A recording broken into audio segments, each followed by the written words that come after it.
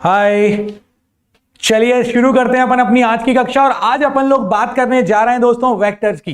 तो लास्ट कक्षा में अपन लोगों ने जो पढ़ा था, जहां पर अपनी गाड़ी थी, उस गाड़ी से अब अपन अपनी गाड़ी को आगे बढ़ाने वाले हैं, आगे की बात करने वाले हैं, आगे की चर्चा करने वाले हैं दोस्तों।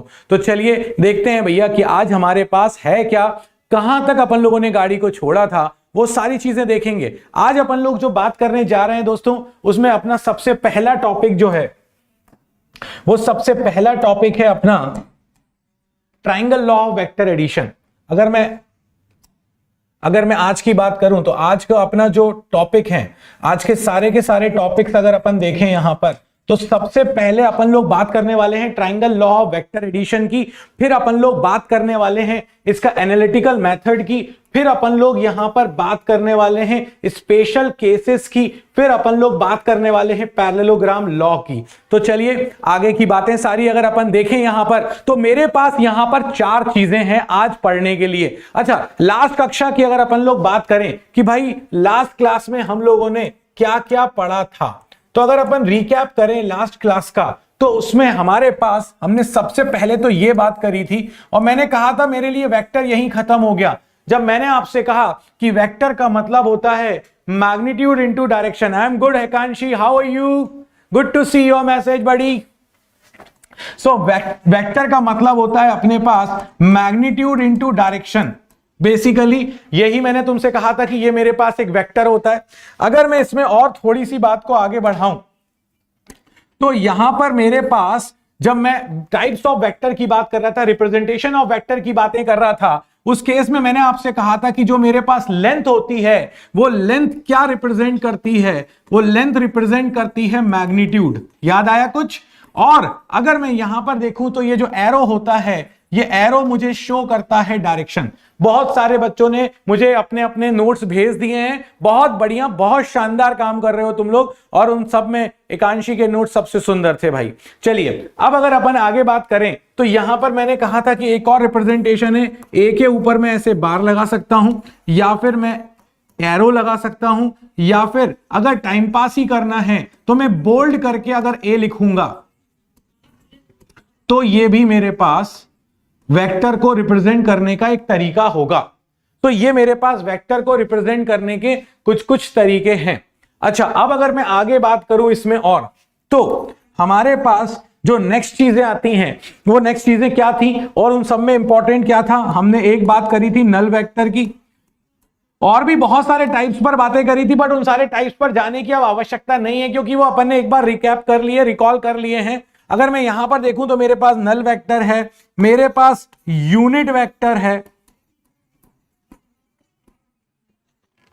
जिसका मैग्नीट्यूड 1 होता था और डायरेक्शन होती थी। और अगर मैं बात करूं एक्स एक्सिस के लिए आई कैप, वाई एक्सिस के लिए जे कैप, और जेड एक्सिस के लिए मेरे पास के कैप, ये मेरे पास यूनिट वेक्टर्स थे।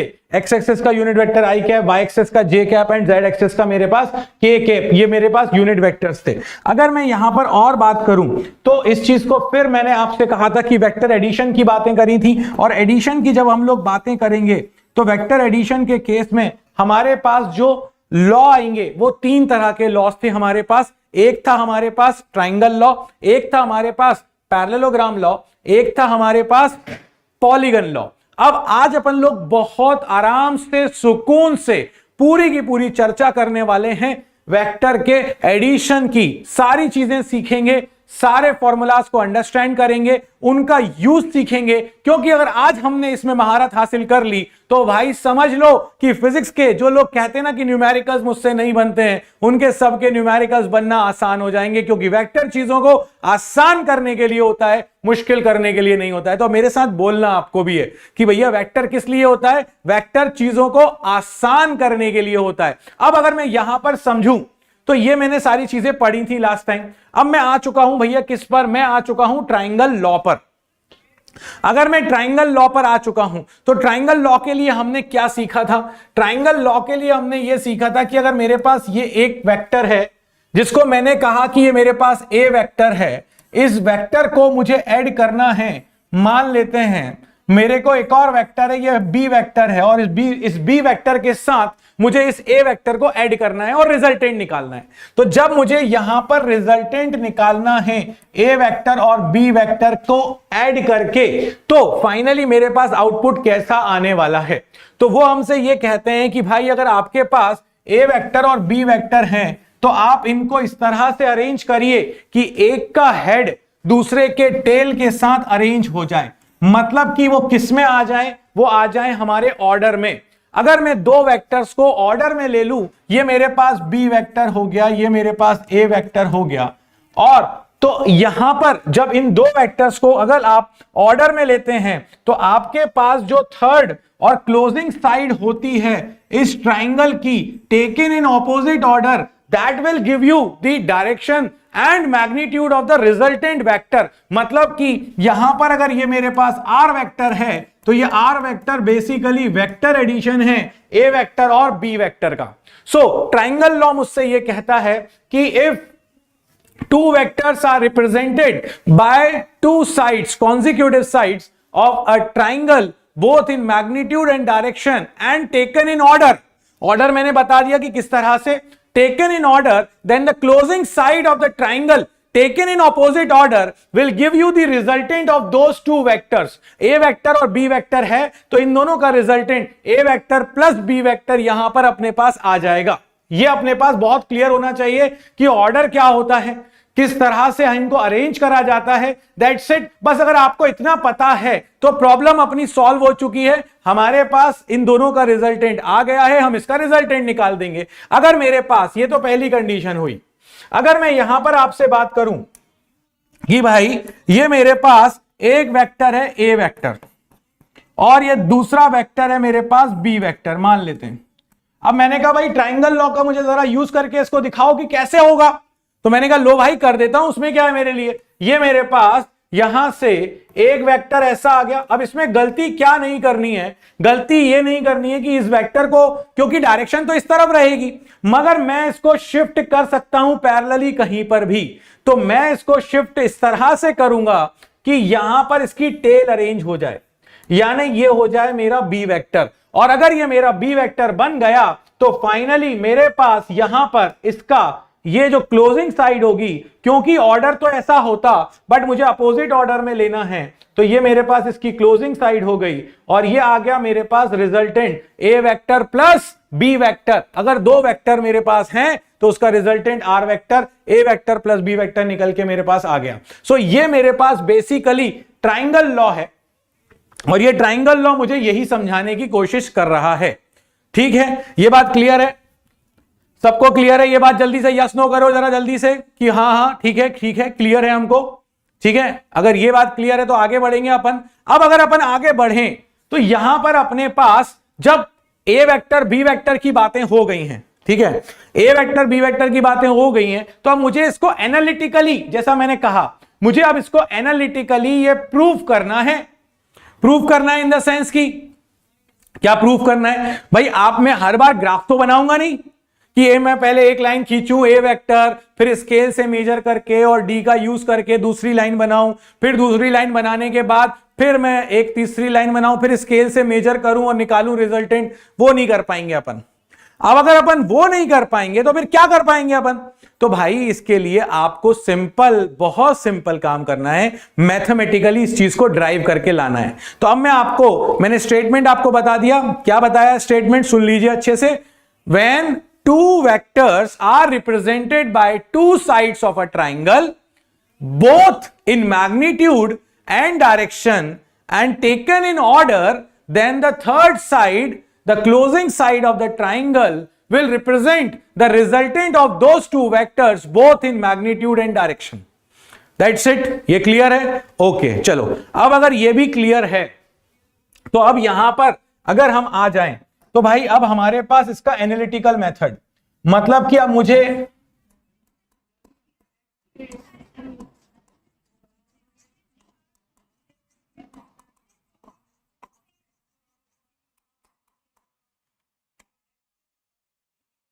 एनालिटिकल मेथड, मतलब अब मुझे इसको मैथमेटिकली आपको बताना है कि मैं मैथमेटिकली कैसे निकालने वाला हूं। ठीक है, अगर मैं मैथमेटिकली कैसे निकालने वाला हूं बताऊं आपको, तो देखिए जरा गौर से भाई ये मेरे पास ए वेक्टर है, मान लेते हैं ये मेरे पास बी वेक्टर है। अब ये दोनों के दोनों मेरे पास ऑर्डर में अरेंज हैं, और अब मुझे अगर रिजल्टेंट चाहिए तो मेरा रिजल्टेंट तो ये बना लिया मैंने यहां पर, और थोड़ा सा थिक बना देता हूं इसको। ये मेरे पास बन गया इसका resultant, A vector plus B vector R vector. बिल्कुल आराम से समझिएगा। अच्छा, आगे बढ़ने के पहले एक चीज और बताने की कोशिश करता हूं आप सबको, और वो बात ये है दोस्तों कि जब भी आप दो वेक्टर्स के बीच का एंगल निकालते हो, उस केस में आपको कुछ ध्यान रखना पड़ता है। और ध्यान क्या रखना पड़ता है? ध्यान ये रखना पड़ता है कि अगर आपको दो वेक्टर्स के बीच में एंगल निकालना है तो या तो वो दोनों उस पॉइंट से अवे पॉइंट आउट करें, ये ए वेक्टर है या बी वेक्टर, या तो वो दोनों उस पॉइंट से अवे पॉइंट आउट करें, या फिर वो दोनों उस पॉइंट की तरफ पॉइंट आउट करें। अगर ये मेरे पास ए वेक्टर है और ये मेरे पास बी वेक्टर है, तो या तो ये दोनों के दोनों उस पॉइंट की तरफ पॉइंट आउट करें, या फिर वो दोनों उस पॉइंट से अवे पॉइंट आउट करें। अगर अवे पॉइंट आउट करेंगे तो भी थीटा है, अगर वो उस पॉइंट की तरफ कर रहे हैं तो भी एंगल सही है। मगर अगर आप ये कहो कि एक वेक्टर ऐसा है और एक वेक्टर ऐसा है और ये एंगल थीटा है, तो ये एंगल इन दोनों वेक्टर के बीच में नहीं है, आपको इसको एक्स्ट्रापोलेट करना पड़ेगा और ये एंगल आएगा आपके पास, या इसको आगे बढ़ाना पड़ेगा और ये एंगल होगा आपके पास बेसिकली ए वेक्टर और बी वेक्टर के बीच में। मतलब कि जब भी आप दो वेक्टर्स के बीच में अगर एंगल निकाल रहे हैं तो वो या तो दोनों उस पॉइंट से अवे की तरफ पॉइंट आउट करना चाहिए, या दोनों उस पॉइंट की तरफ पॉइंट आउट करना चाहिए, तभी आप उन दोनों के बीच में एंगल निकाल पाते हो। क्लियर है ये बात समझ में आ गई? ओके, चलिए, अगर ये बात भी आपको समझ में आ गई है तो अब अपन लोग इस चीज को और देखें। ये देखो, अब यहां पर अगर मैं देखूं तो बेसिकली मेरे पास यहां पर जो इन दोनों वेक्टर्स के बीच में एंगल आ रहा है वो ये वाला एंगल आ रहा है। This is the angle theta between the two vectors. मैं इसको और हाईलाइट कर देता हूं। This is the angle theta between the two vectors. अब आप बोलोगे कि बाबा जी ऐसा कैसे? तो ऐसा ऐसे मेरे भाई कि अगर आप देखो ये वेक्टर है आपके पास, इस वेक्टर को आपको आगे लेके जाना पड़ेगा एंगल निकालने के लिए। यहां पे ऐसे क्यों ले जाना पड़ेगा? क्योंकि ये दोनों अवे होना चाहिए पॉइंट आउट, तभी तो आप कहोगे कि ये एंगल है ए और बी के बीच में। अगर आप देखो तो यहां पर अभी आप जब इसको यहां रखे हुए हैं तो उस केस में क्या हो रहा है? उस केस में ये हो रहा है कि ये इस पॉइंट की तरफ है और ये अवे है, तो ये एंगल तो थीटा नहीं होगा। तो इसको मैंने आगे बढ़ाऊंगा तो ये एक्चुअली में ए और बी के बीच का एंगल आ गया आपके पास। अब एक बात और समझिए अच्छे से, और वो बात ये है कि अगर आपको इनके बीच में रिजल्टेंट निकालना है तो ए वेक्टर आपके पास, मान लेते हैं इसको मैंने कह दिया P, इसको मैंने कह दिया Q, इसको मैंने कह दिया S। अब अगर आप देखें तो ये जो PQ है वो ए वेक्टर, बेसिकली ए वेक्टर है। अब ए वेक्टर का मैग्नीट्यूड क्या होगा? ए वेक्टर का मैग्नीट्यूड होने वाला है ए, सिर्फ ए। बी वेक्टर का मैग्नीट्यूड क्या होने वाला है? बी। आर वेक्टर का मैग्नीट्यूड क्या होने वाला है? आर। क्योंकि भाई जब हम वेक्टर का साइन हटा देते हैं तो वो बचता है मैग्नीट्यूड, और मैग्नीट्यूड मतलब क्या होता है? मैग्नीट्यूड मतलब होता है अपने पास लेंथ। बिल्कुल सिंपल, क्लियर कट है अपने पास। अगर ये क्लियर कट है तो भाई यहां से आप सिंपल एक परपेंडिकुलर ड्रॉप करो। क्यों करो? सिखा रहा हूं, और इस डेरिवेशन की आपको बूटी भी दे रहा हूं, और इस बूटी के बाद ये डेरिवेशन कभी मुश्किल होने वाला नहीं है। अगर आप स्कूल लेवल के एग्जाम की बात कर रहे हैं तो ये मानकर चलिए कि इस बार ये एग्जाम में आ रहा है, आउट क्वेश्चन है आपके लिए। अगर ये आपके लिए आउट क्वेश्चन है तो अब यहां पर अगर अपन देखें तो मुझे बेसिकली, अगर मुझे इस वेक्टर का रिजल्टेंट का मैग्नीट्यूड चाहिए तो इसके लिए मुझे ये लेंथ चाहिए PS। अगर ये लेंथ PS चाहिए तो मैं बोलूंगा, यहां पर देखिए डेरिवेशन की बूटी, यहां पर एक ट्राइंगल में ले लूंगा, ट्राइंगल PS, इसको बोल दिया T। इस PST ट्राइंगल से मैं पाइथागोरस थ्योरम लगाऊंगा और मैं PS स्क्वायर को लिख दूंगा ST square plus PT square. अब मुझे प्रॉब्लम यह है कि ना तो मुझे PT निकालने के लिए QT की वैल्यू भी नहीं पता और मुझे ST की वैल्यू भी नहीं पता। अब अगर मुझे इन दोनों की वैल्यू ही नहीं पता कि SQT की वैल्यू क्या है और ST की वैल्यू क्या है, अगर मुझे इन दोनों की वैल्यू नहीं पता तो अब मैं क्या करूंगा, उसके लिए मुझे एक ट्राइंगल और दिखेगा SQT, इन ट्राइंगल SQT, और इस ट्राइंगल SQT में मैं आऊंगा और यहां से मैं QT और ST निकाल लूंगा और मेरा डेरिवेशन खत्म हो जाएगा। सिर्फ और सिर्फ दो डेरिवेशन, इस डेरिवेशन के लिए सिर्फ दो ट्राइंगल देखने हैं। अगर आपने वो दो ट्राइंगल निकाल दिए, ये डेरिवेशन आपके लिए हलवा हो जाने वाला है। देखो कैसे, अगर मैं आपसे यहां पर कहता हूं कि भाई यहां पर देखो ट्राइंगल PST,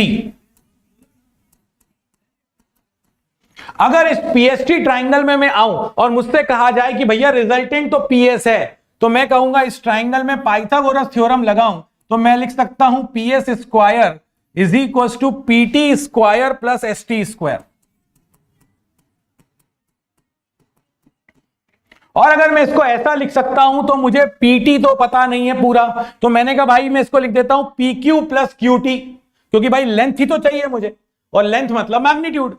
तो अगर मैं यहां पर देखूं तो ये हो जाएगा PS का square is equal to PQ plus QT का स्क्वायर प्लस ST का स्क्वायर।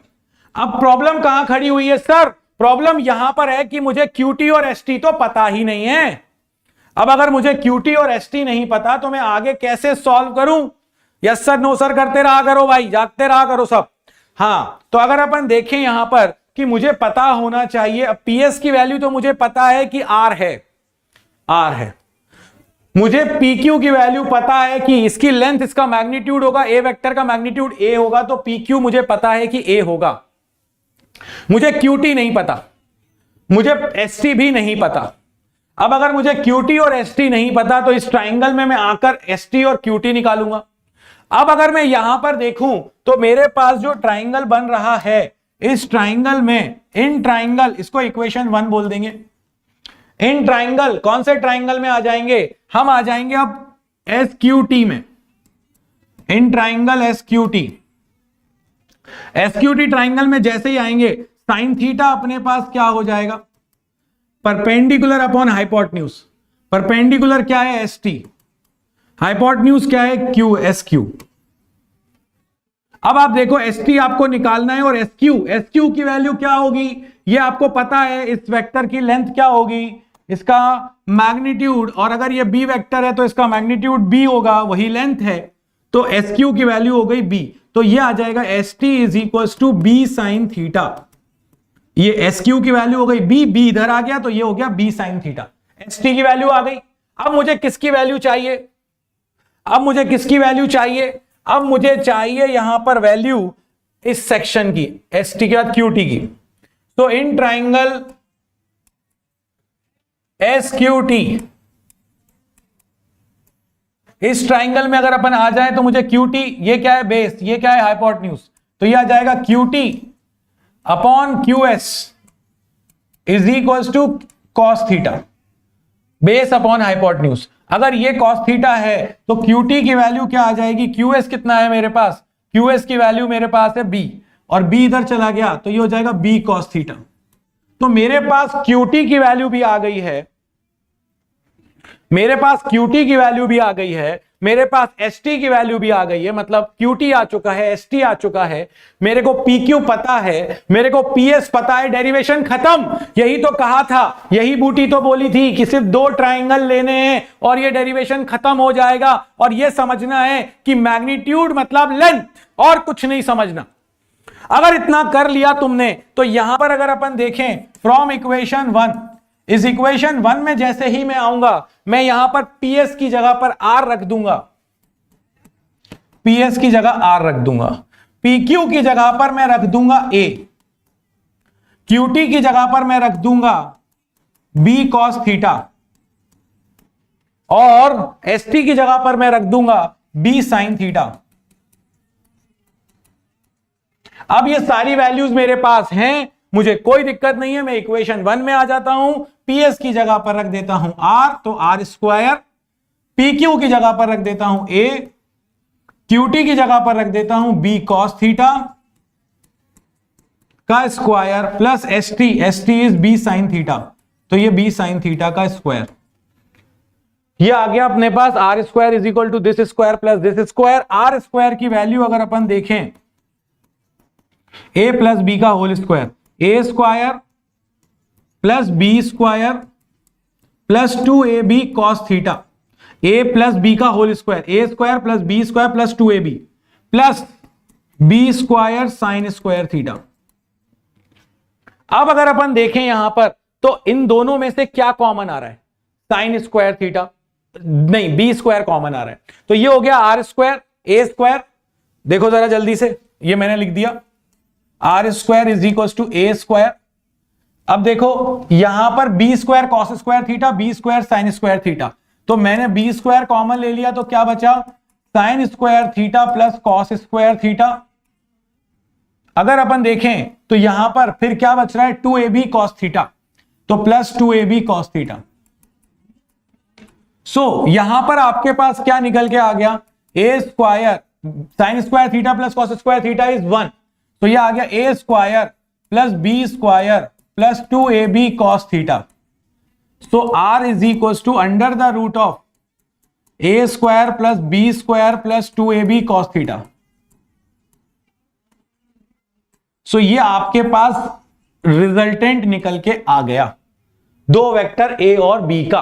तो ए और बी का रिजल्टेंट आ गया under the root of A square plus B square plus 2ab cos theta. याद कर डालो इसको, दिमाग में बैठा लो अच्छे से कि जब भी दो वेक्टर ए और बी थीटा एंगल पर होंगे तो हमारे पास जो रिजल्टेंट बनने वाला है वो रिजल्टेंट बनने वाला है under root A square plus B square plus 2ab cos theta, under root A square plus B square plus 2ab cos theta. ये हमारा रिजल्टेंट बनने वाला है, इसको दिमाग में अच्छे से बैठा लो। अगर एक बार ये चीज तुम्हारे दिमाग में बैठ गई तो फिर प्रॉब्लम सॉल्व हो गई। अभी अपन बहुत सारे क्वेश्चंस करने वाले हैं इसके, प्रैक्टिस भी करने वाले हैं इसकी, इसीलिए बिल्कुल टेंशन उस चीज की लो मत।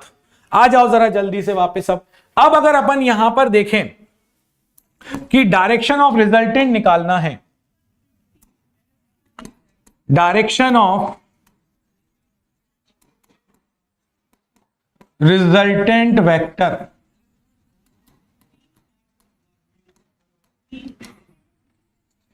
डायरेक्शन ऑफ रिजल्टेंट वेक्टर अगर अपन को निकालना है तो यहां पर अगर आप गौर से देखें, फिर से डायग्राम बना रहा हूं, यह आपके पास आर वेक्टर था, यह आपके पास ए वेक्टर था, यह बी वेक्टर था, और ये आपने जब बनाया था तो ये P था, ये Q था, ये R था,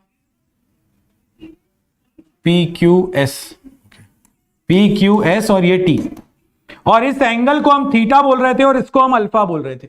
अल्फा बेसिकली आपका एंगल है किसका, ये रिजल्टेंट वेक्टर का हॉरिजॉन्टल के साथ एंगल है, और ये एंगल मुझे निकालना है क्योंकि तभी तो मैं डायरेक्शन निकाल पाऊंगा, डायरेक्शन ऑफ रिजल्टेंट वेक्टर।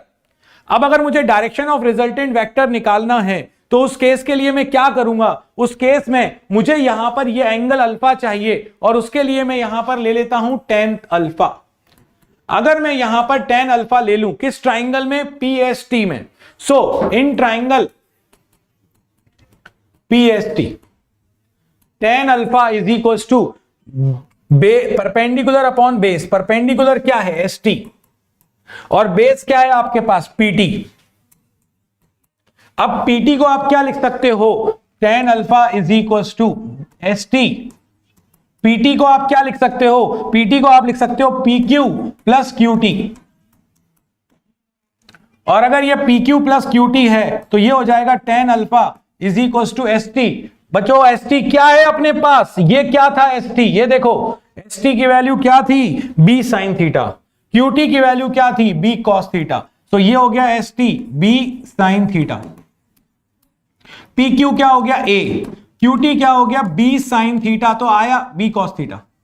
तो आया समझ में कि नहीं आया, ये हमारे पास निकल कर आ चुका है किस चीज का फॉर्मूला, रिजल्टेंट के डायरेक्शन का। इसको सॉल्व करेंगे, अल्फा की वैल्यू निकालेंगे तो वो हमें यह बता देगा कि जो मेरा रिजल्टेंट है वो हॉरिजॉन्टल के साथ क्या एंगल बना रहा है।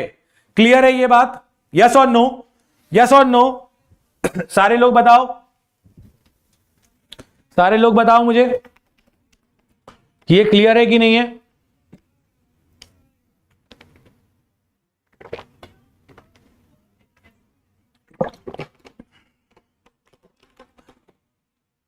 बहुत बढ़िया, बहुत बढ़िया, बहुत बढ़िया, शाबाश।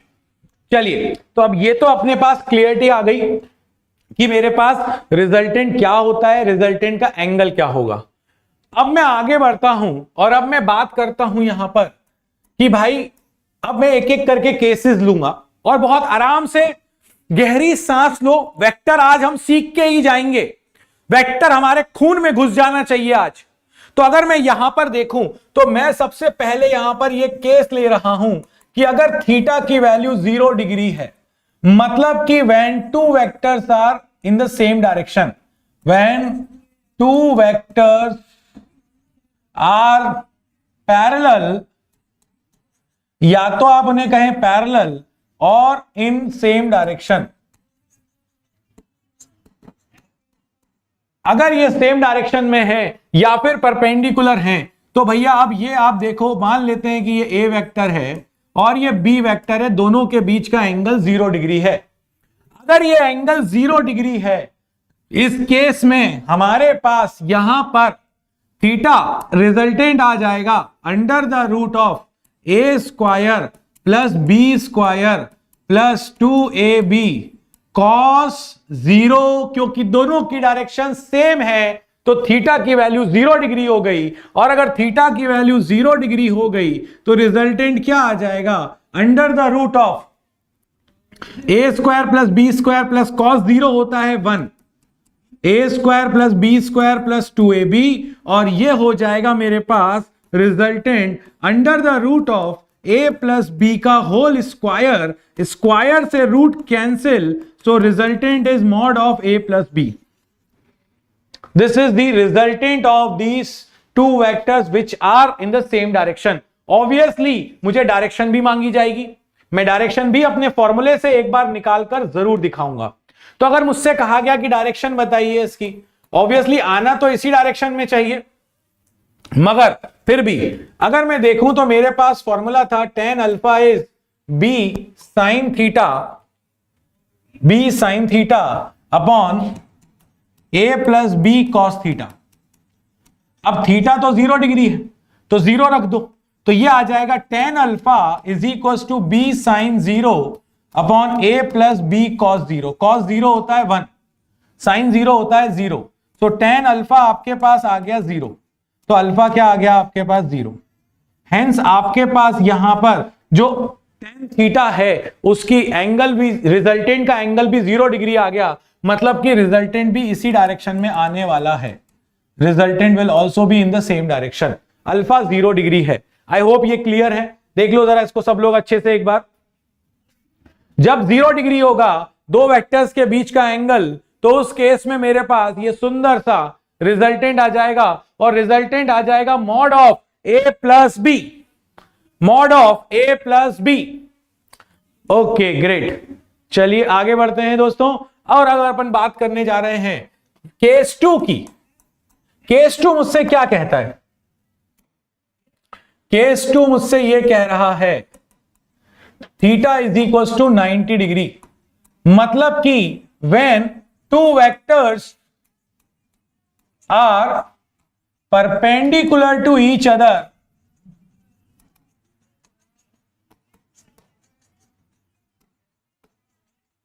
अगर दो वेक्टर एक दूसरे से परपेंडिकुलर हों तो उस केस में क्या होगा, उस केस में रिजल्टेंट आ जाएगा under the root of A square plus B square plus 2ab cos theta, theta is 90 degree, cos 90 is 0, तो आपके पास रिजल्टेंट आ जाएगा under the root of A square plus B square,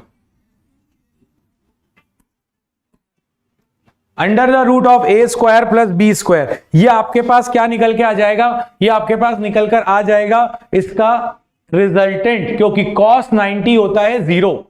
मतलब अब मुझे अगर यहां पर डायरेक्शन निकालनी है तो भाई मुझे कैसे निकालूं मैं डायरेक्शन, ये मेरे पास ए वेक्टर है, ये मेरे पास बी वेक्टर है।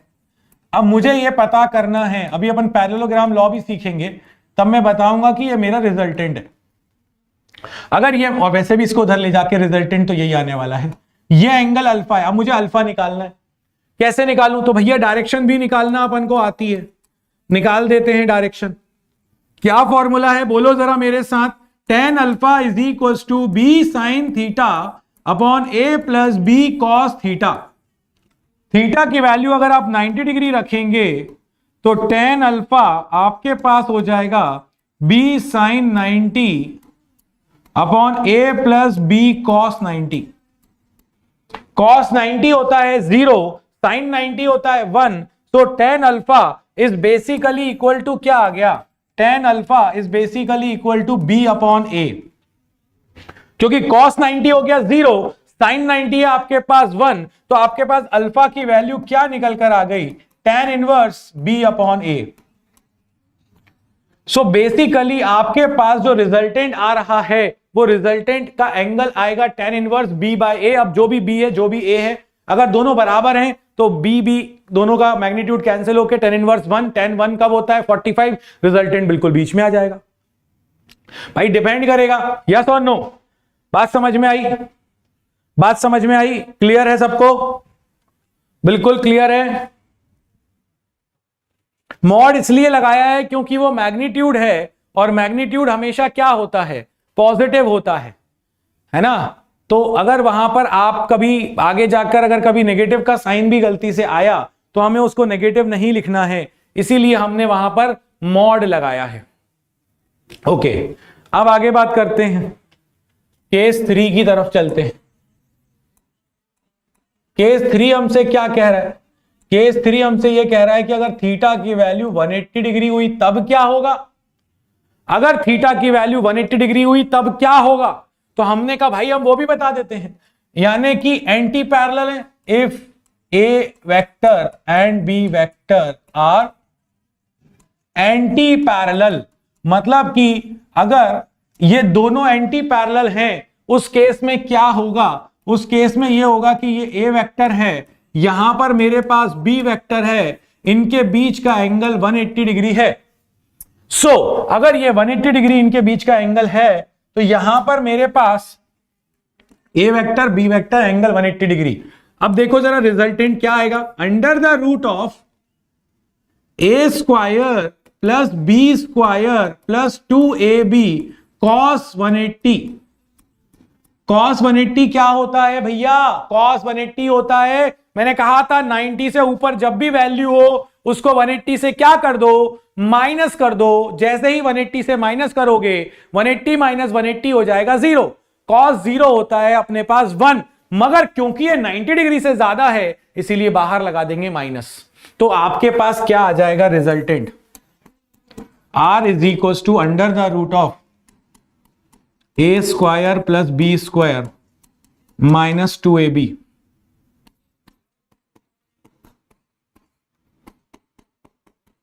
तो ये आ जाएगा a माइनस बी का होल स्क्वायर। तो r इज इक्वल टू आ जाएगा mod of a minus B.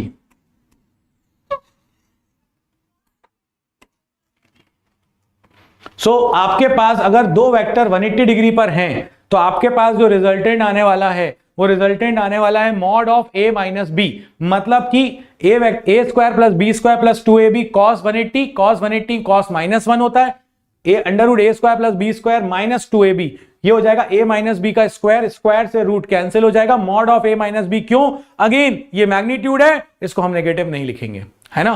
और यहां पर अगर मैं रिजल्टेंट लिखूं डायरेक्शन रिजल्टेंट की, तो देखो डायरेक्शन क्या होगी भैया? रिजल्टेंट क्या है आपके पास? दोनों का डिफरेंस। अगर रिजल्टेंट दोनों का डिफरेंस है तो अगर a बड़ा होगा तो डायरेक्शन किसकी तरफ आएगी? a की। अगर b बड़ा होगा तो डायरेक्शन किसकी तरफ आएगी? b की। तो जो बड़ा होगा उसकी साइड आएगी डायरेक्शन। और मैं यहां पर लिख सकता हूं tan alpha is equal to, याद करो अभी बताया था formula, b sine theta upon a plus b cos theta. और थीटा की वैल्यू अगर 180 डिग्री है तो tan alpha is basically b sine 180 upon a plus b cos 180। Sine 180 क्या होता है? 180 से 180 को माइनस करो, बचेगा 0। तो साइन 0 क्या होता है? साइन 0 होता है 0। साइन 0 अगर 0 होता है तो ये चीज तो 0 आ रही है, मगर अगर आप गौर से देखो यहां पर कि भैया मेरे पास डायरेक्शन तो 0 आ रही है, थीटा 0 आएगा, मगर इसको अपन 180 भी लिख सकते हैं भैया, या तो इस डायरेक्शन में आएगा ए बड़ा है तो, और अगर इस डायरेक्शन में आएगा अगर बी बड़ा है तो ये मेरे पास एक और केस हो गया, जिस केस में अगर मेरे पास दो वेक्टर्स हैं तो मैं उन दो वेक्टर्स का रिजल्टेंट बड़ी आसानी के साथ निकाल सकता हूं, और वो रिजल्टेंट निकालने के लिए मुझे कुछ बहुत ज्यादा मेहनत करने की जरूरत नहीं है। मुझे अगर फॉर्मूलाज पता है तो बड़ी आसानी से वैल्यूज आ जाएंगी।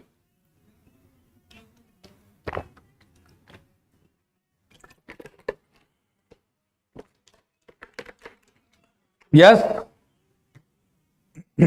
चलिए बहुत बढ़िया, आगे बढ़ते हैं दोस्तों। अब अगर अपन देखें यहां पर,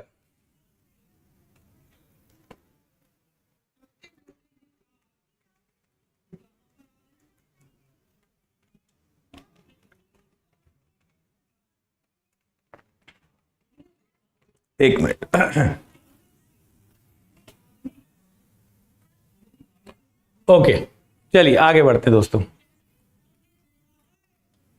अगर मैं यहां पर आपसे कहूं कि भैया मेरे पास ये एक एग्जाम्पल है, और इस एग्जाम्पल में मैंने आपसे कहा कि भाई ये मेरे पास एक फोर्स है 3 न्यूटन का, और ये फोर्स है मेरे पास 4 न्यूटन का, और इनके बीच में एंगल है 90 डिग्री। मुझे बताइए कि रिजल्टेंट की वैल्यू क्या होगी, और रिजल्टेंट के साथ साथ उसकी जो डायरेक्शन होगी बेस के साथ वो क्या होने वाली है।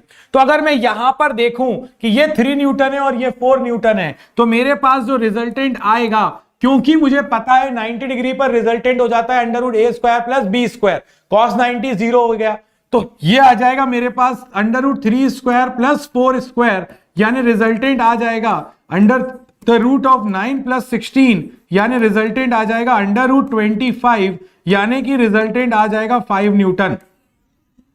अब मुझसे यह कहा गया कि इसकी डायरेक्शन भी बताइए, तो अगर मुझे इसकी डायरेक्शन निकालनी है तो डायरेक्शन का फॉर्मूला मेरे पास क्या था? डायरेक्शन का फॉर्मूला था tan alpha is equals to B.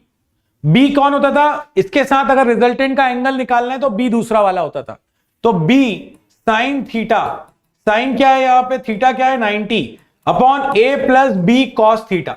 अब आप कहेंगे कि बाबा जी ये बताइए कौन सा ए और कौन सा बी? तो भैया ए और बी की अगर अपन लोग चर्चा करें यहां पर, तो ए और बी आप जिसके साथ एंगल निकालते हो वो ए होता है, और जिस दूसरा वाला जो होता है वो बी होता है। तो यहां पर अगर मैं देखूं तो ए मेरे पास 3 है और बी मेरे पास 4 है, तो ये हो जाएगा tan alpha is equal to 4 upon 3 cos 90 0। और अगर मैं यहां पर इन ट्राइंगल्स को याद करूं तो ये मेरे दिमाग में खून में बस जाने चाहिए कि अगर 3 4 5 का ट्राइंगल है तो वहां पर थीटा 37 डिग्री होगा, और अगर ये मेरे पास 4 3 5 का ट्राइंगल है तो ये मेरे पास एक 53 डिग्री होगा। अगर यहां पर देखें हम तो मेरे पास क्या आ रहा है, tan अल्फा 4/3, tan अल्फा 4/3 मतलब कि ये 4/3 हो गया tan थीटा 4/3 हो गया, मतलब 53 डिग्री एंगल हो गया। So alpha is basically 53 degree.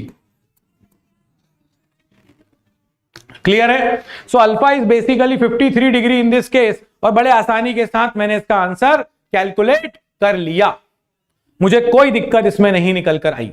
तो ये मेरे पास बड़े आसानी के साथ निकल के आ गया। अब मैं इसका एक केस और लेता हूं। अगर मैं इसका एक केस और लूं तो यहां पर मेरे पास, अगर मैं आपसे कहता हूं कि भैया ये लीजिए एक एग्जांपल और लेते हैं अपन। मैंने आपसे कहा कि ये मेरे पास यहां पर 8 न्यूटन है और इसी डायरेक्शन में मेरे पास 6 न्यूटन है। मुझे ये बताइए कि रिजल्टेंट जो है वो रिजल्टेंट का मैग्नीट्यूड कितना आएगा, और मुझे ये बताइए कि इसकी डायरेक्शन क्या आने वाली है, रिजल्टेंट का मैग्नीट्यूड और डायरेक्शन। तो अगर मैं यहां पर रिजल्टेंट के मैग्नीट्यूड और डायरेक्शन पे चर्चा करूं, है ना, डायरेक्शन के लिए बेटे कुछ नहीं करना होता, फॉर्मूला अपने पास होता है। आपको बस ये जो फॉर्मूला है इसमें आपको वैल्यू रखनी पड़ती है। तो अपने पास जो फॉर्मूला निकाला था अपन ने, B sine theta upon A plus B cos theta, इसमें बी की वैल्यू, थीटा की वैल्यू, ए की वैल्यू रख दे, आंसर निकल के आ जाएगा।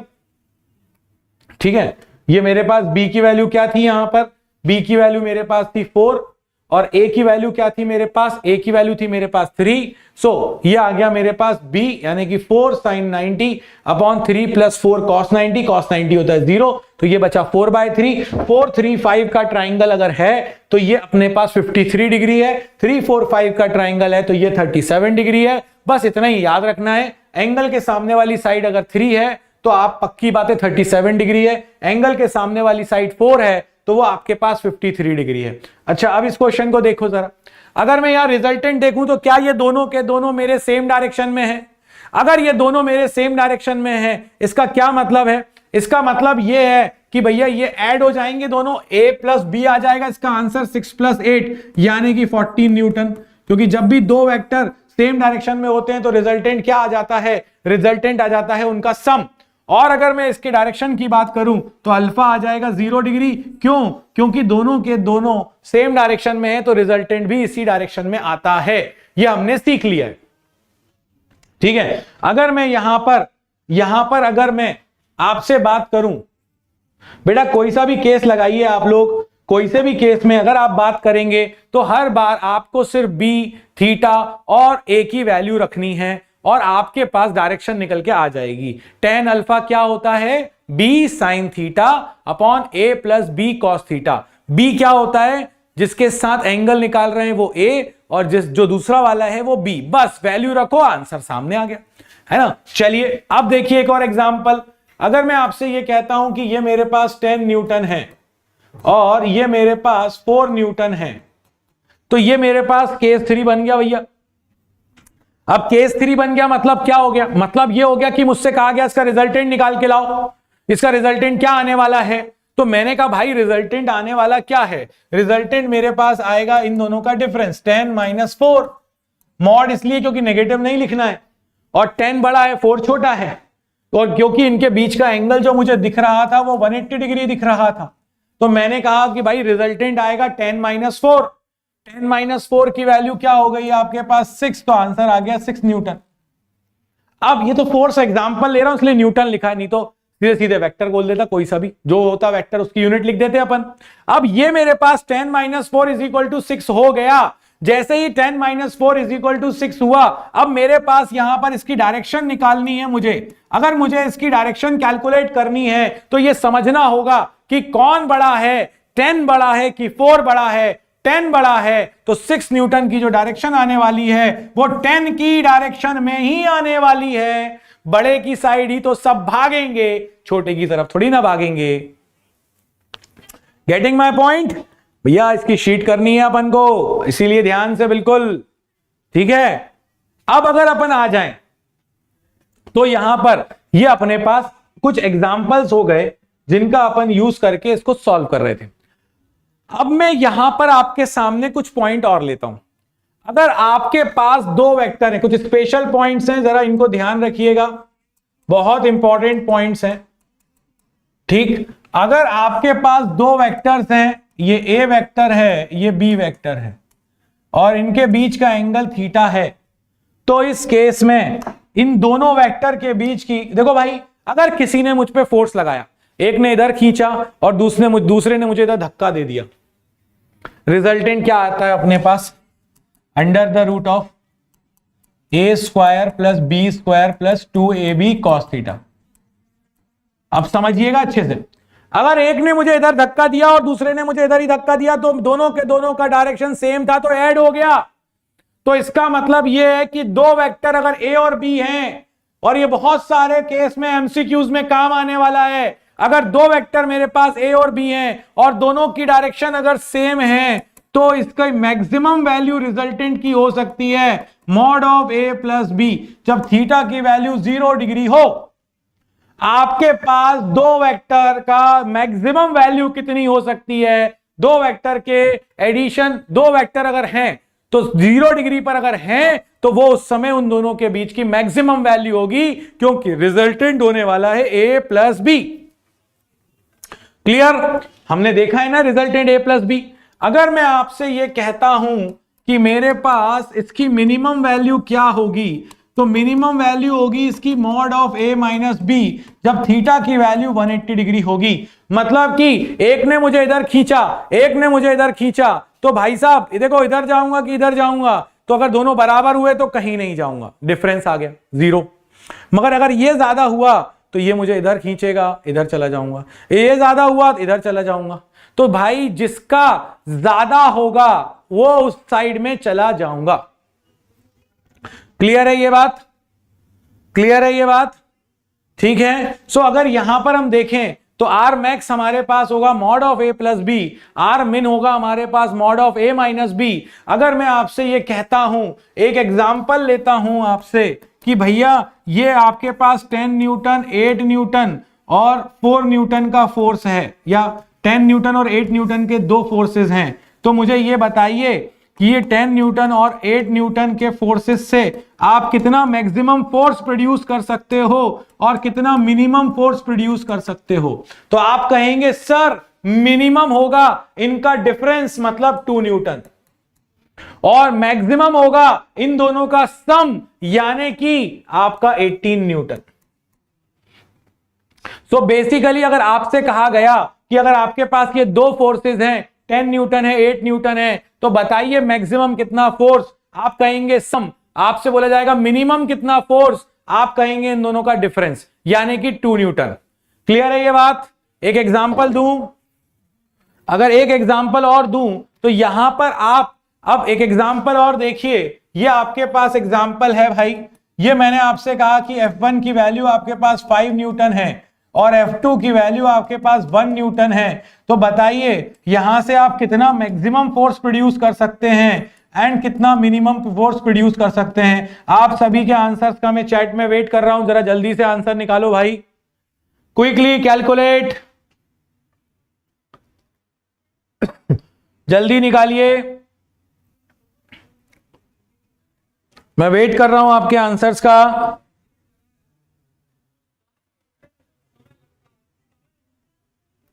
फास्ट करिए भाई।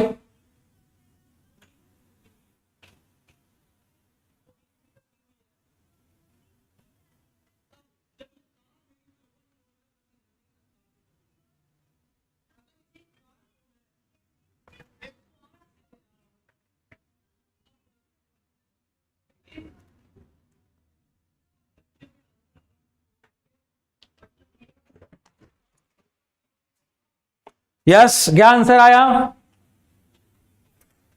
ओके देखो भाई यहां पर बिल्कुल सही आंसर बता रहे हो कि अगर यहां पर अपने पास मैक्सिमम की बात करें तो ये दोनों ऐड हो जाएंगे और मिनिमम की बात करें तो 5 - 1 यानी 4 न्यूटन, यानी कि मिनिमम तब आएगा जब डिफरेंस होगा और मैक्सिमम तब आएगा जब इनका सम होगा।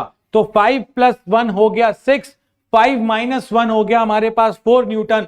तो सम के केस में हमारे पास मैक्सिमम है, डिफरेंस के केस में मिनिमम है। ये ध्यान रखने वाली बात है, इसको दिमाग में बैठा लो अच्छे से दोस्तों, क्योंकि अगर ये बैठ गया दिमाग के अंदर तो भाई बहुत सारे क्वेश्चंस आसान हो जाएंगे। अब मैं आपसे ये कहता हूं, देखो इसका एग्जाम्पल कहां पर आता है, जैसे कि अगर मैं आपसे कहूं कि आपके पास आपसे कहा गया 10 न्यूटन 5 न्यूटन एंड 4 न्यूटन के फोर्सेस हैं, ठीक है। Is it possible, is it possible to have zero resultant force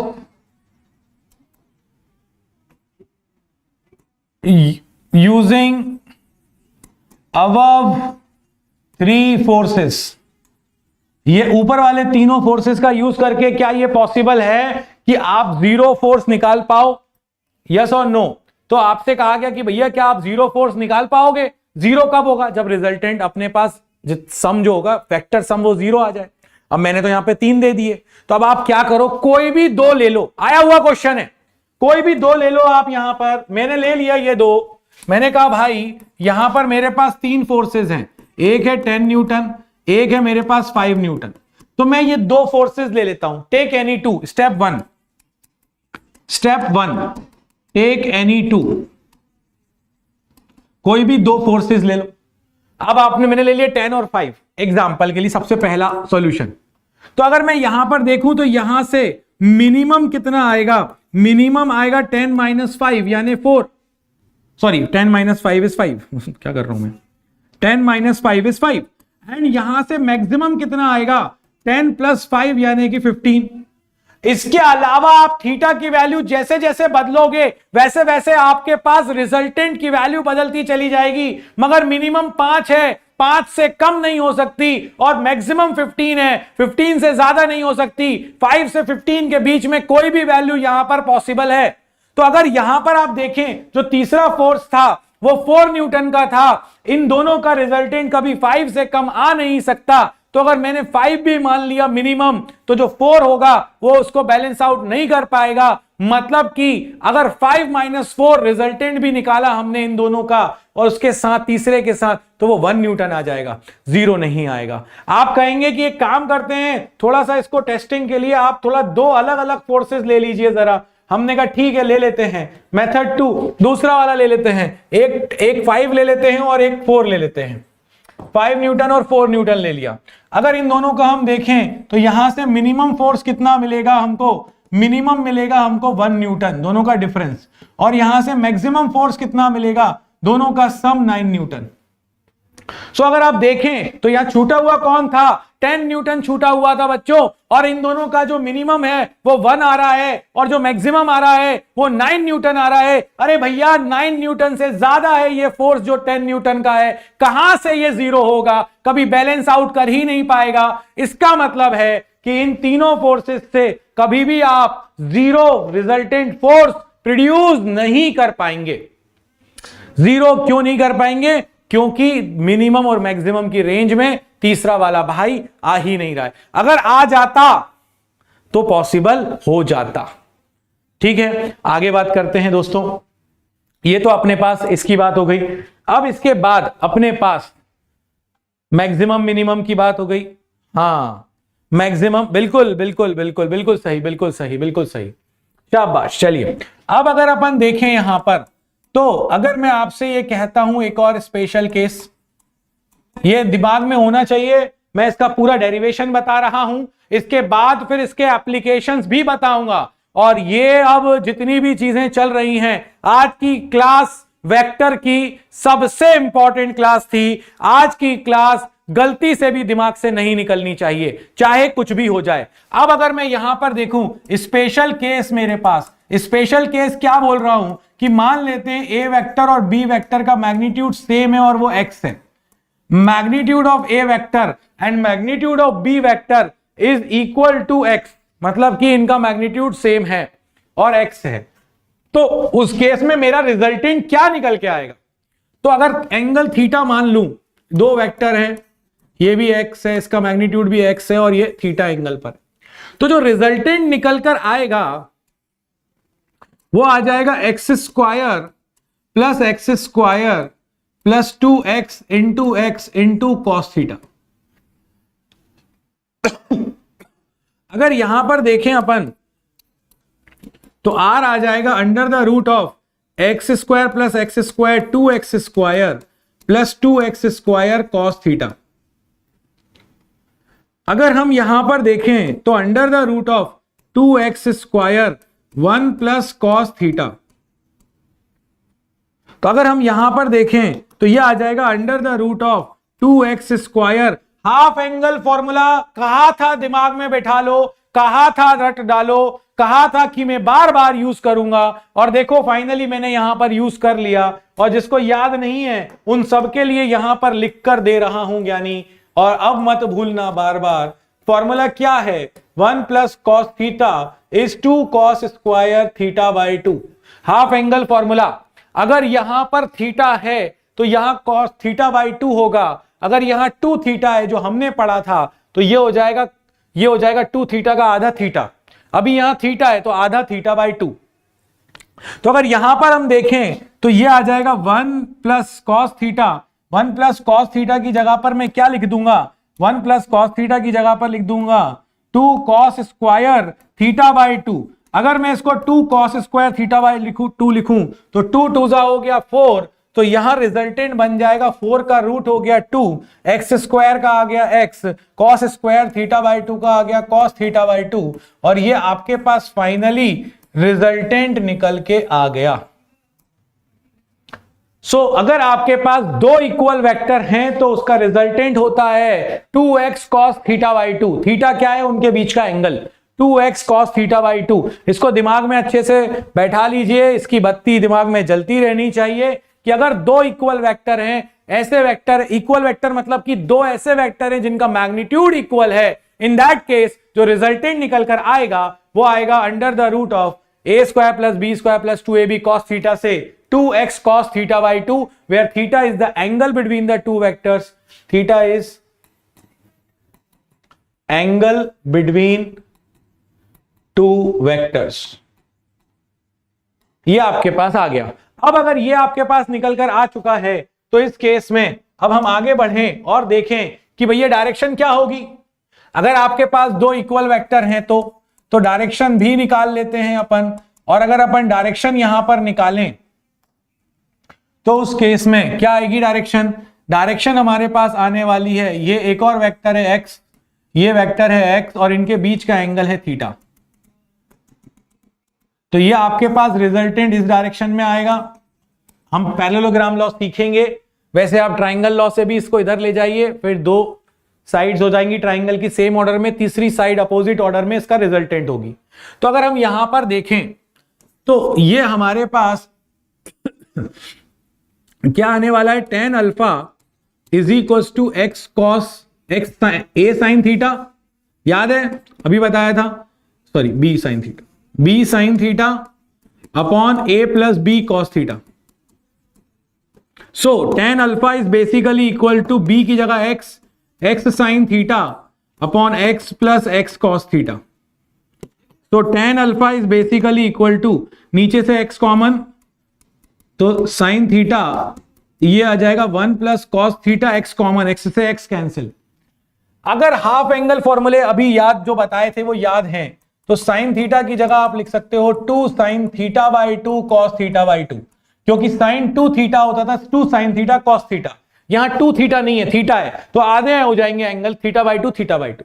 और अगर मैं यहां पर देखूं 1 प्लस कॉस थीटा को, तो 1 plus cos theta is basically 2 cos square theta by 2।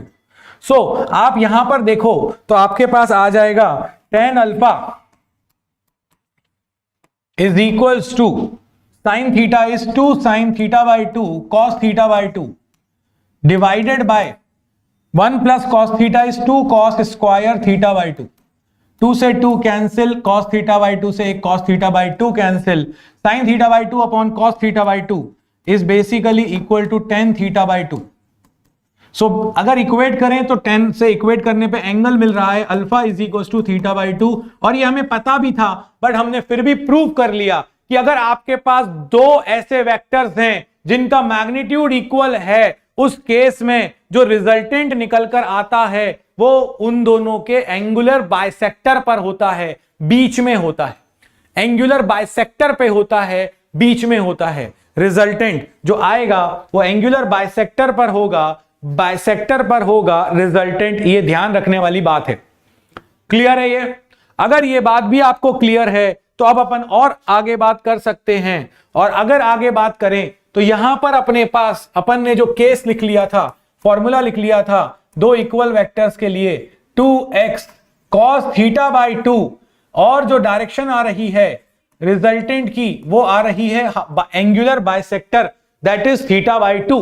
तो अब यहां पर मैं जो केस बनाने आपके सामने जा रहा हूं, उन सारे केसेस को दिमाग में अच्छे से बैठा लो, याद कर लो, निकलना नहीं चाहिए अपने दिमाग से किसी भी तरह से। क्यों, वो बाद में बताऊंगा जब यूज करूंगा।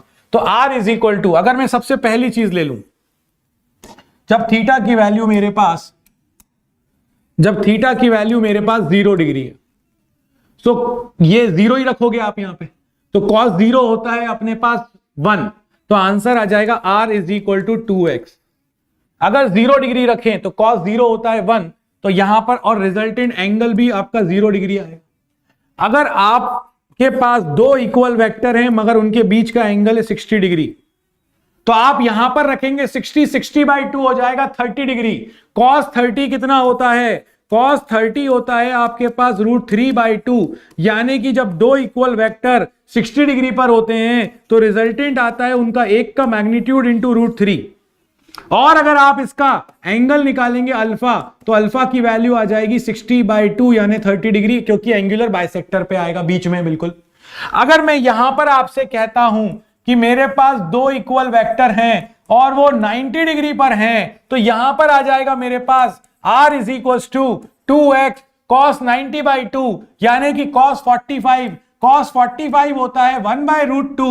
2 से ये √2 कैंसिल होके ऊपर एक √2 बचेगा। सो आंसर आ जाएगा आपके पास r is equals to √2 times of x, और ये थीटा आपके पास हो जाएगा 45 डिग्री, क्योंकि एंगुलर बाइसेक्टर पर आता है अपना रिजल्टेंट। अगर मैं आपसे ये कहता हूं कि मेरे पास थीटा की वैल्यू 120 डिग्री है, तो रिजल्टेंट कितना आएगा? उस केस में यहां पर आप रखेंगे 120/2 यानी cos 60। cos 60 इज 1/2, 2 से 2 हो जाएगा कैंसिल। आंसर क्या आ जाएगा? x के बराबर। और जो आपके पास एंगल आने वाला है वो आ जाएगा 60 डिग्री, 120/2 यानी कि 60 डिग्री बीच में बाइसेक्टर पे। और अगर अपन लास्ट बात करें कि if theta is equals to 180 degree, in that case r हो जाएगा cos 180/2 यानी cos 90। cos 90 इज 0, तो रिजल्टेंट इज 0। एंड यहां पर अब आप एक गलती मत करना, और वो गलती क्या करोगे आप कहोगे बाइसेक्टर पे आएगा, तो भाई वो 90 डिग्री पर रिजल्टेंट मत ले जाना, गलती से भी नहीं, है ना, क्योंकि अगर आप मेन फॉर्मूले से सॉल्व करोगे तो उसमें वो formula theta is equal to 180 के लिए वैलिड नहीं है ना, ध्यान रखना यहां पे। तो ये अपन लोग यहां पर ये ध्यान से कि अल्फा 90 डिग्री यहां पर नहीं आने वाला है अपने पास, या तो यहां पर जो रिजल्टेंट अल्फा आएगा वो अल्फा या तो 0 आएगा या 180 आएगा, दैट डिपेंड्स कि कौन बड़ा है, किसकी, इसको 0 डिग्री माना है, इधर वाले को 180 माना है, दैट डिपेंड्स कि आप किसको क्या मान रहे हो। क्लियर है? तो ये आपके पास कुछ स्पेशल केसेस हैं, और ये स्पेशल केसेस आपके दिमाग में बैठे हुए होने चाहिए, दिमाग से निकलने नहीं चाहिए। अभी मैं इसकी कुछ इंपॉर्टेंस आपको बताने जा रहा हूं, और वो इंपॉर्टेंस आपको समझ में तब आएगा। क्लियर है क्या ये बच्चों? सभी को ये क्लियर है? इतनी चीजें दिमाग में बिल्कुल बनी हुई हैं जगह पर कि भैया जब भी मेरे पास ऐसा केस आएगा तो मुझे क्या करना है। एक केस और बताता हूं, देखो यहां पर अगर मैं आपसे कहूं कि एक बहुत सिंपल सा क्वेश्चन ले रहा हूं कि ये मेरे पास एक 10 न्यूटन का फोर्स है, और ये मेरे पास एक 10 न्यूटन का फोर्स है, और ये एंगल 60 डिग्री है। What will be the resultant?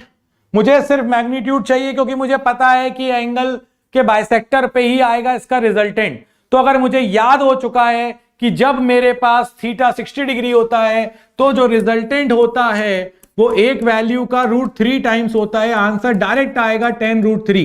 अब आप कहेंगे कहां से आया? तो आंसर यहां से आया, क्योंकि जब आपके पास दो इक्वल वेक्टर 60 डिग्री पर होते हैं तो जो रिजल्टेंट बनता है वो रिजल्टेंट आपके पास एक वैल्यू का √3 टाइम्स बनता है। तो यहां से मेरे पास ये आ गया निकल के 10√3। अगर मैं आपसे ये कहता हूं कि भाई मेरे पास यहां पर फिर से एक और क्वेश्चन लिया, और अब मैंने आपसे कहा कि ये मेरे पास 5 न्यूटन है और ये मेरे पास 5 न्यूटन है, और ये दोनों वेक्टर्स के बीच का एंगल 120 डिग्री है। याद ये रखना है, वेक्टर के बीच का एंगल जब हम निकालते हैं उस केस में या तो दोनों पॉइंटेड अवे होना चाहिए या उस पॉइंट की तरफ होना चाहिए। ये दिमाग के अंदर बिल्कुल क्लियरिटी होनी चाहिए हमारे। तो अगर उस क्लैरिटी के हिसाब से देखें तो ये दोनों पॉइंटेड अवे हैं, इसका मतलब है ये एंगल बिल्कुल सही है। और जब दो वेक्टर 120 डिग्री पर होते हैं उनके बीच में अगर एंगल 120 डिग्री हो, उस केस में हम क्या कहते हैं? उस केस में हम ये कहते हैं कि रिजल्टेंट जो है वो 1 के बराबर आ जाएगा, यानी आंसर 5 न्यूटन के बराबर आ जाएगा। यस और नो? क्लियर है? क्लियर है? बिल्कुल क्लियर है? बहुत बढ़िया, शाबाश, एक्सीलेंट, गुड। और कुछ क्वेश्चंस लेते हैं यहां पर, थोड़ा सा हाथ खुल जाएगा अपना।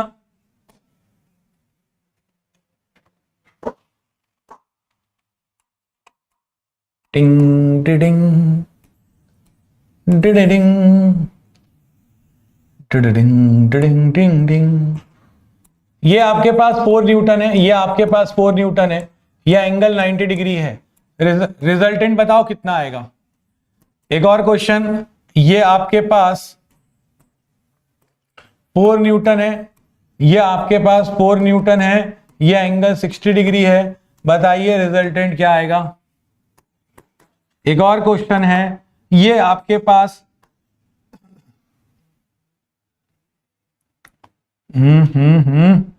ठीक है, ये आपके पास 5 न्यूटन है, ये आपके पास 5 न्यूटन है, ये एंगल आपके पास 60 डिग्री है, बताइए रिजल्टेंट क्या आएगा। तीनों केस में आपको मुझे रिजल्टेंट बताने हैं, मैं वेट कर रहा हूं आपके आंसर का। Quickly calculated.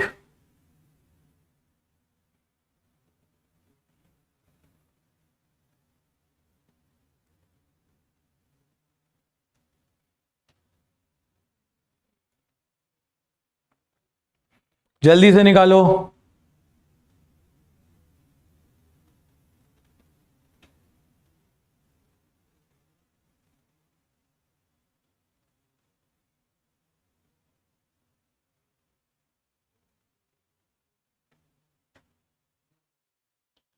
ओके, आंसर आ गया क्या? चलिए बढ़िया बढ़िया बढ़िया। सबसे पहली बात तो ये 4 न्यूटन है और ये भी 4 न्यूटन है। अगर दोनों के बीच का एंगल 4 न्यूटन है तो उस केस में 4 न्यूटन वैल्यू है और 90 डिग्री एंगल है, तो रिजल्टेंट क्या आता है? रिजल्टेंट आता है जब दो इक्वल वेक्टर 90 डिग्री पर होते हैं तो √2 टाइम्स ऑफ एक्स, यहां पर एक्स की वैल्यू क्या है 4, तो ये आ जाएगा 4√2 न्यूटन आंसर। अब यहां पर जो ये वाला क्वेश्चन था इसमें थोड़ा झोल था, और वो झोल क्या था? वो ये था कि अगर आप देखो तो ये 4 न्यूटन है, ये 4 न्यूटन है, मगर इसमें एक इस पॉइंट की तरफ आ रहा है और एक इस पॉइंट से दूर जा रहा है। बस यही ध्यान रखना था। इसको आगे बढ़ा लो, जब आप इसको आगे बढ़ाएंगे तब जाकर ये इनके बीच का एंगल आएगा और वो आ जाएगा 120 डिग्री।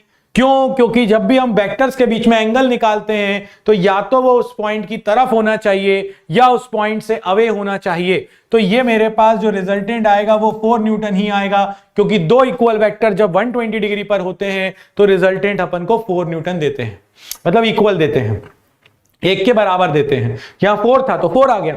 अब यहां पर अगर देखें ये 4 और इनके बीच का एंगल है 60 डिग्री, तो अगर ये 60 डिग्री है तो आंसर आ जाएगा 5√3 न्यूटन। क्यों? क्योंकि अब की बार दोनों एरो इनवर्ड्स हैं। मैंने कहा ना, या तो दोनों आउटवर्ड या दोनों इनवर्ड, इस बार दोनों इनवर्ड्स हैं तो प्रॉब्लम ही नहीं आई अपन को। तो ये आपके पास क्या निकल के आ गया भाई? ये आपके पास फाइनली कैलकुलेट होके आ चुका है आपका इक्विवेलेंट, जब आप एडिशन की बातें करते हैं। अब मैं आपको यहां पर एक क्वेश्चन दे रहा हूं और वो क्वेश्चन आपके लिए ये है। द क्वेश्चन इज कि अगर आपसे मैं कहूं कि आपके पास ये 1, ये 2 और ये 3, ये 3 इक्वल वेक्टर हैं और ये एंगल सबका बराबर है, थीटा है। Find theta so that resultant force is 0। ये तीनों x न्यूटन के हैं। आपको बताना है कि मैं इनके बीच का एंगल थीटा क्या रखूं ताकि रिजल्टेंट फोर्स जो हो वो 0 आ जाए। इस पे दिमाग लगाइएगा जरूर से, और फिर मुझे इसका आंसर, मैं वेट करूंगा तुम लोगों के आंसर का नेक्स्ट क्लास में, याद से, ठीक है। और अब आज की कक्षा को समाप्त करने का समय आ गया है, तो इसी तरह से पढ़ते रहिए। डीएसए आ चुका होगा, डीएसए को करिए, क्योंकि डीएसए से ही अपन को यह एनालाइज हो पाएगा कि जो मैं कर रहा हूं वो मैं समझ पा रहा हूं कि नहीं। वहां पर स्टार मार्किंग के साथ जरूर मार्क करिए और फिर मुझे बताइए कि मेरी स्टार मार्किंग और आपकी स्टार मार्किंग वहां पर मैच कर रही है कि नहीं कर रही है, क्योंकि उन दोनों का मैच होना बहुत ज्यादा जरूरी है। तभी हम उन लोगों का जो लेवल होगा, जो हमारा कॉन्सेप्ट का लेवल होगा, वो सेम होगा। So thank you so much दोस्तों, मुलाकात होगी अपनी अगली कक्षा में। तब तक के लिए